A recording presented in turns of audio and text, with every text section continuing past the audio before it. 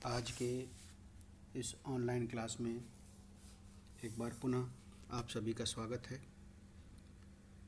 आज के इस ई लेक्चर या ऑनलाइन क्लास में एमए वर्ग या एमए फाइनल भूगोल के नगरीय भूगोल प्रश्न पत्र का अध्ययन प्रारंभ करेंगे। हम लोग पिछले भाग में नगरीय भूगोल से संबंधित नगरीयता एवं नगरीकरण अर्थ एवं विशेषताएं अध्याय का अध्ययन कर रहे थे। इसमें हम लोगों ने नगरीयता एवं नगरीकरण के बारे में या इनकी विशेषताओं के बारे में अच्छे से अध्ययन कर लिया और उम्मीद है कि आप सभी लोग इसे अच्छे से समझ भी लिए होंगे। नगरीयता, अर्बनिज़म और नगरीकरण, अर्बनाइजेशन में क्या अंतर हैं, इनकी क्या विशेषताएं हैं और इनके गुण दोष। जैसा हम जानते हैं, नगरीयता एक सभ्य समाज या एक नगरीय समाज में नकारात्मक तत्व के रूप में लिया जाता है। भारतीय समाज के उलट नगरीयता की विशेषताएं होती हैं।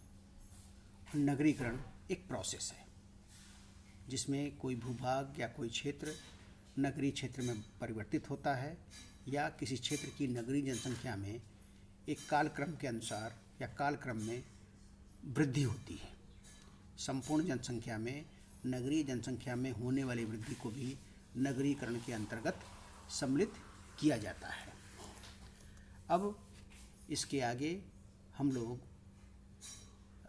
अध्ययन करेंगे। आज का हमारा टॉपिक है इस समय का नगरीय जनसंख्या का प्रतिशत या नगरीकरण की मात्रा का मापन। देखिए, नगरीकरण की मात्रा का मापन या नगरीकरण की मात्रा का अभिप्राय जनसंख्या में नगरीय जनसंख्या की प्रतिशत मात्रा से होता है। जैसा कि नगरीकरण के जो गुण हैं उसमें भी यही है, संपूर्ण जनसंख्या में नगरीकरण की जनसंख्या का प्रतिशत से हम लोग इसकी गणना करते हैं और इसको मापने के लिए निम्न विधियों को अपनाया जाता है, जो कि आपके स्क्रीन पे चल रहा है। नगरीय जनसंख्या का प्रतिशत, परसेंटेज ऑफ अर्बन पॉपुलेशन। कुल जनसंख्या में से नगरीय जनसंख्या का प्रतिशत नगरीकरण की मात्रा को मापने का सबसे सरल उपाय है। जैसे कि इसके विशेषताओं में भी हम लोगों ने देखा था कि संपूर्ण जनसंख्या में से नगरीय जनसंख्या का प्रतिशत ही नगरीकरण कहलाता है।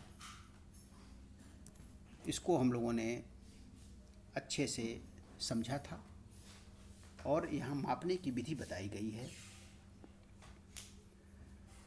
जैसे जैसे यह प्रतिशत बढ़ता है, नगरीय जनसंख्या का प्रतिशत बढ़ेगा, वैसे वैसे नगरीकरण की मात्रा बढ़ती जाएगी। इसको दिए गए सूत्र के अनुसार मापन किया जाता, निकाला जाता है। DU मतलब नगरीकरण की मात्रा बराबर U divided by T into 100। DU मतलब डिग्री ऑफ अर्बनाइजेशन, नगरीकरण की मात्रा बराबर urban population divided by total population into 100।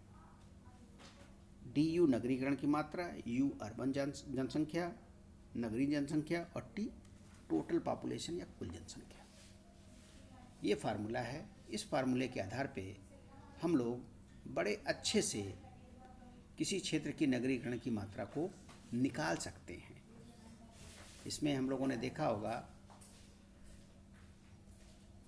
कि नगरीय जनसंख्या divided by total population into 100। तो ये परसेंट के रूप में आ जाता है और इससे हम लोग ज्ञात कर लेते हैं, मालूम कर लेते हैं कि किस क्षेत्र की कितनी पॉपुलेशन है। अब हम लोग दूसरी तरीके देखते हैं नगरीकरण की मात्रा का। बृहद नगरीय क्षेत्रों में नगरीय जनसंख्या का संकेंद्रण, concentration of urban population in urban areas. इस विधि में नगरीय जनसंख्या के संकेंद्रण की विशेषताओं का पता लगाया जाता है। इस विधि से नगरीय जनसंख्या के संकेंद्रण की विशेषताओं का पता लगाया जाता है। जैसे दो देशों में नगरीय जनसंख्या का कुल जनसंख्या में प्रतिशत 40 है, लेकिन इनमें एक ऐसा देश है जिसकी समस्त नगरीय जनसंख्या 1 लाख से बड़े आकार वाले कुछ ही नगरों में निवास करती है, जबकि दूसरे देश में कोई भी नगर 1 लाख से अधिक जनसंख्या वाला नहीं है। जैसा हम लोग जानते भी हैं कि प्रतिशत कभी भी एग्जैक्ट परिणाम नहीं देता, हमेशा एक मोटा मोटा या सतही तौर पे परिणाम देता है। प्रतिशत या औसत कभी भी किसी क्षेत्र या किसी भी वस्तु के बारे में सटीक जानकारी नहीं देता, एक औसत देता है। वैसे ये भी है कि किसी क्षेत्र में या किसी दो देशों में नगरीय जनसंख्या का प्रतिशत 40 है, लेकिन एक देश में सभी जनसंख्या 1 लाख से बड़े वाले सिटी की है और दूसरे देश में सभी जनसंख्या जो नगर हैं वो 1 लाख से कम वाले हैं। तो कहने को तो 40% है दोनों जगह की, लेकिन अगर नगरीय जनसंख्या की संख्या देखी जाए तो दोनों में बहुत अंतर आएगा।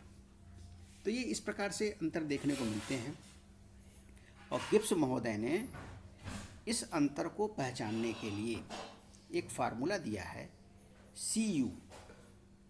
CU मतलब concentration of urbanisation is equal to UPUA मतलब urban population residing in urban areas having the population more than 1 lakh, UPUA divided by TPUA का मतलब हुआ क्षेत्र में प्रदेश रहने वाली कुल नगरीय जनसंख्या, total urban population of the region. इसको डिवाइड करने से भी हमें काफ़ी हद तक उस क्षेत्र में निवासित नगरीय जनसंख्या का प्रतिशत या केंद्रण या संकेंद्रण ज्ञात हो जाता है। और जो इस सूत्र गिब्स महोदय ने दिया है, प्रत्येक जनगणना वर्ष में नगरीय जनसंख्या का बड़े नगरों में संकेंद्रण की विशेषता को बताने में सहायक हो सकता है। जैसे यदि इस सूत्र को भारत के संदर्भ में देखें तो 10 लाख से अधिक जनसंख्या वाले नगरों की जनसंख्या की विशेषता के संदर्भ में 1991 और 2001 के जनगणना को देखा जाए तो संकेंद्रण का सूचकांक ये इस प्रकार से होगा। 1991 में कुल नगरीय जनसंख्या लाख में 2172 थी और 2001 में यह बढ़कर 2854 हो गई, 2854।